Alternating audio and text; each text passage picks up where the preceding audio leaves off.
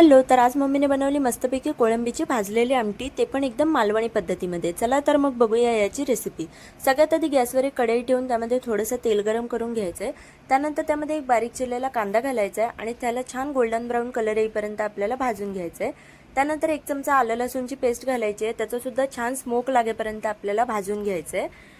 त्यानंतर यामध्ये आपल्याला एक बारीक चिरलेला टोमॅटो घालायचा आहे, त्याला सुद्धा छान परतून घ्यायचं आहे आणि मग वरून 3 ते 4 कढीपत्त्याची पानं घालायची आहेत। ऑप्शनल आहे, नाही घातली तरी चालतील। त्यानंतर एक चिरलेला बटाट्याचे तुकडे घालायचे आहेत, मस्तपैकी त्याला मिक्स करून घ्यायचं आहे। त्यानंतर चवीनुसार मीठ आणि एक चमचा आपला नेहमीचा मालवणी मसाला घालायचा आहे। तिखट मीठ आवडीनुसार कमी जास्त करू शकता। त्यानंतर छान मिक्स करून घेतल्यानंतर आपल्याला त्याच्यामध्ये वरून थोडं थोडं करून पाणी घालायचं आहे आणि मग त्याला असं छान मिसळून घ्यायचं आहे आणि झाकण ठेवून आपल्याला 5 ते 10 मिनिटं वाफेवर बटाटा शिजवून घ्यायचा आहे। त्यानंतर आपल्याला चेक करायचं आहे की आपला बटाटा व्यवस्थित शिजला आहे की नाही।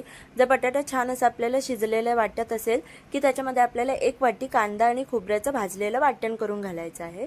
त्याला सुद्धा आपल्याला छान असं त्याच्यामध्ये एकजीव करून घ्यायचं आहे, मिक्स करून घ्यायचं आहे।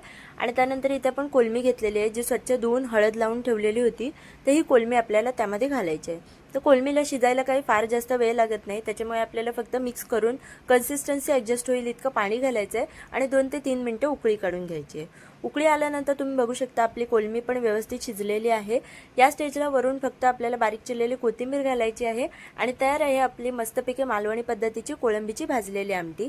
तर मम्मीने मला तर दिलेली आहे गरमागरम आमटी भातासोबत खायला आणि सोबत छान अशी मच्छी फ्राय पण आहे।